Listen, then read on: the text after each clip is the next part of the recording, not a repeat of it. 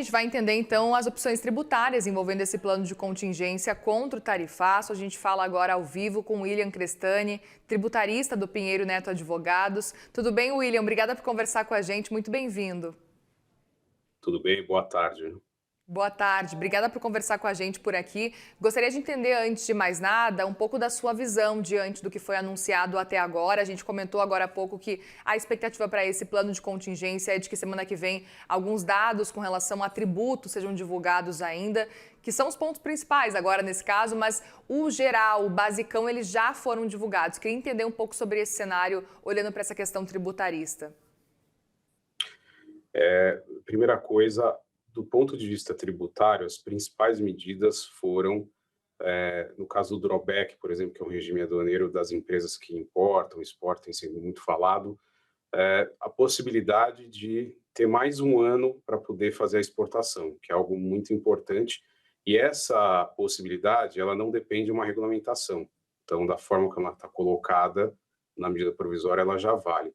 Só que tem várias outras medidas tributárias, como, por exemplo, o diferimento por 2 meses, por exemplo, do pagamento de tributos, os créditos tributários para as empresas exportadoras, que dependem muito de regulamentação. Então, até que essa regulamentação saia, a gente tem dificuldade de dizer se as medidas vão ser boas ou ruins.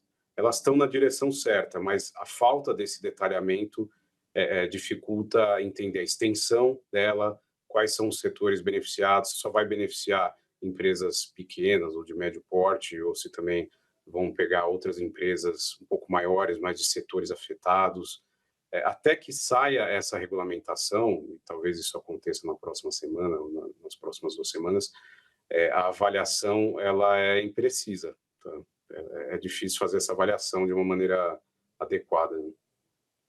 Pois é, a gente teve inclusive o próprio ministro Haddad falando alguns pontos importantes com relação ao que seria anunciado, falando sobre a questão do crédito também e do seguro, e ele disse que ele vê esses dois pontos como se fossem duas pernas. A primeira perna seria a questão do crédito, a segunda perna seria a questão do seguro. E aí ele fala que são mudanças de caráter estrutural. E ele fala que a primeira grande mudança já teria acontecido com a reforma tributária, que enfim avançou e que agora vai favorecer o consumidor, mas principalmente também vai destravar, desbloquear algumas questões e destravar aí muitas exportações, olhando já para 2027, quando realmente entrar em vigor. Você concorda com essa afirmação desse cenário? Eu concordo, em partes, pelo seguinte: o que a reforma tributária ela busca em relação à exportação? E o ministro ele participou, né, de forma muito intensa na aprovação da reforma tributária. Ela busca a desoneração das exportações, a desoneração dos tributos que são pagos ao longo da cadeia e que muitas vezes as empresas não conseguem recuperar e que acabam entrando no preço do produto que vai ser exportado, e isso acaba diminuindo o apelo do produto no exterior. E a reforma tributária, ela trouxe mecanismos para tentar evitar esse acúmulo de tributos ao longo da cadeia, ou facilitar a devolução desses tributos, que é um problema hoje, principalmente tributos como o ICMS. E quando o ministro fala em medida estruturante, a reforma tributária foi essa medida estruturante. Então, para evitar esse acúmulo de tributos que afeta os exportadores. E as medidas que estão vindo agora, elas estão numa linha parecida, tá? Só que agora a gente está falando de algo temporário, né? Então, é estruturante em partes. A ideia é estruturante, mas as medidas que o governo está aprovando agora, elas são medidas temporárias, então não dá para chamar isso de estruturante. Acho que é nesse ponto que eu discordo do ministro, né?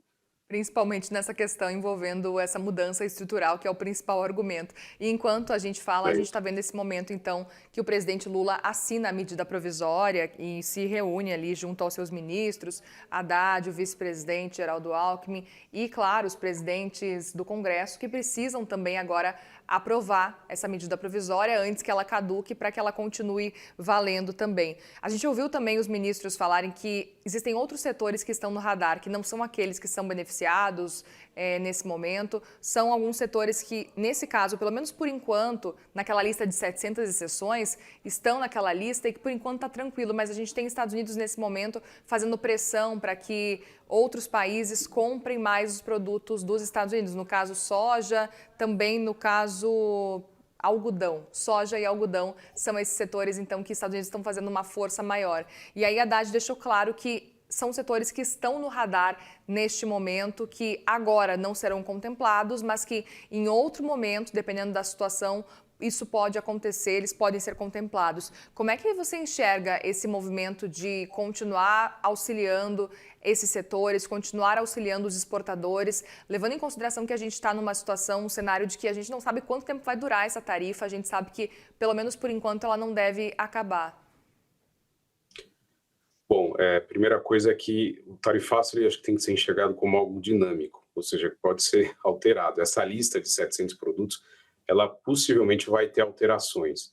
Ela vai ter alterações por força de pressões internas nos Estados Unidos, e aí esses produtos que você citou, por exemplo, o algodão e a soja, eles têm muita pressão interna e muita ajuda. O algodão mesmo já foi objeto no passado, há uns 15 ou 20 anos atrás, de uma disputa com o Brasil e alguns outros países na OMC, porque ele tinha lá uma série de ajudas. Então, existe uma pressão interna nos Estados Unidos que continua acontecendo.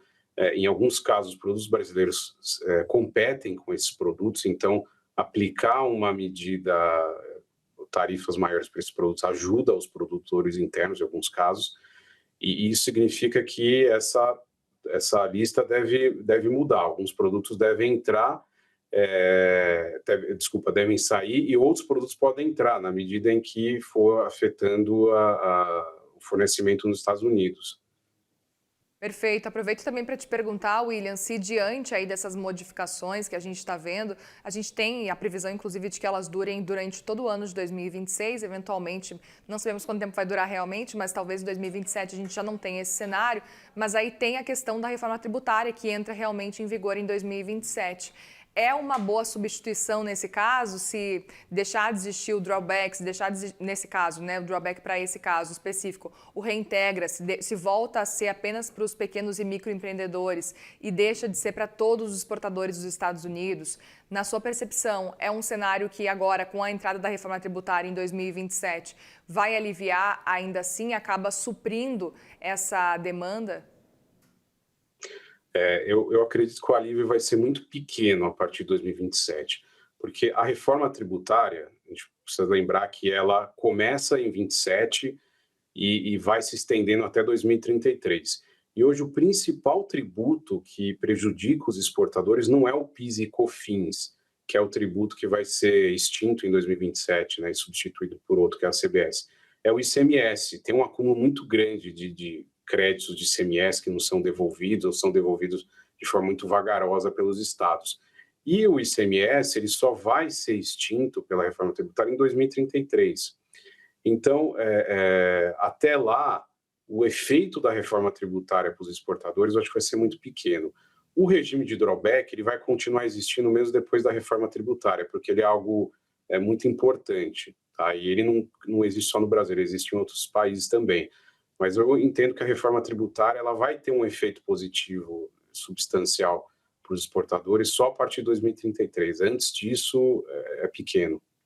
Perfeito. Outro ponto que eu queria entender também é com relação às compras governamentais, porque a ideia é justamente flexibilizar para que estados, municípios façam esse movimento, consigam adquirir produtos que seriam para os Estados Unidos e que nesse momento não estão indo para os Estados Unidos por causa desse cenário quase proibitivo, né, de 50% de tarifa. Queria entender a sua percepção diante dessas compras governamentais.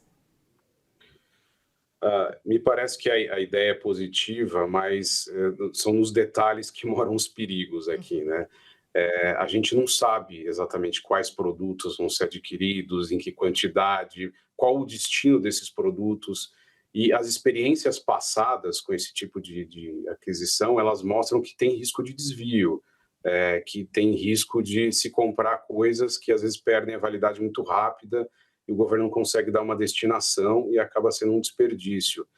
Então, embora a medida tenha uma intenção positiva, A forma como ela vai ser implementada é muito importante. E essa implementação, essa regulamentação, como eu tinha comentado no começo da entrevista, ela ainda não existe.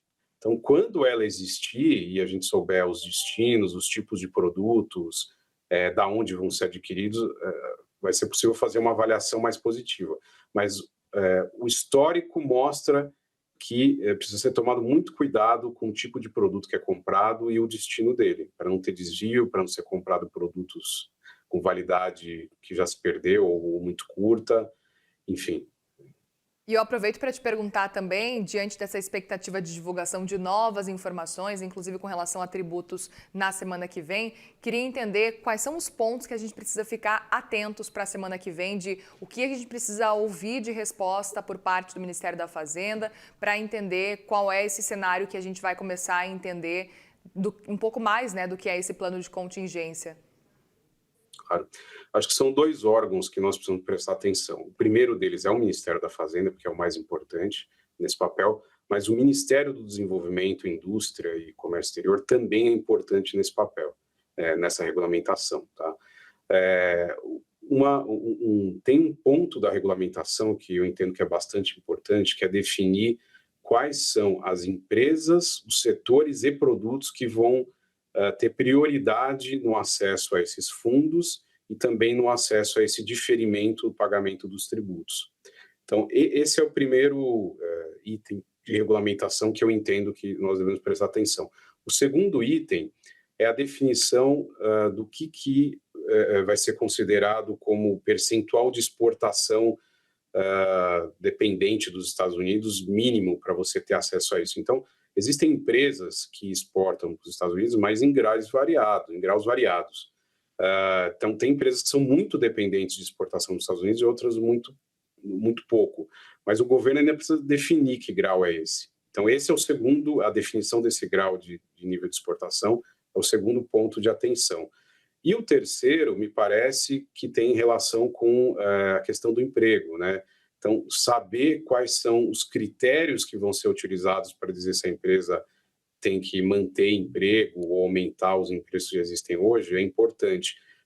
O ano passado nós tivemos uma experiência, nos últimos 2 anos, com a CPRB, né, que é a desoneração da folha, que lá também teve essa exigência de manutenção de empregos. O governo demorou alguns meses para trazer as regras e ele trouxe regras que são claras, mas que nem todas as empresas conseguiam cumprir.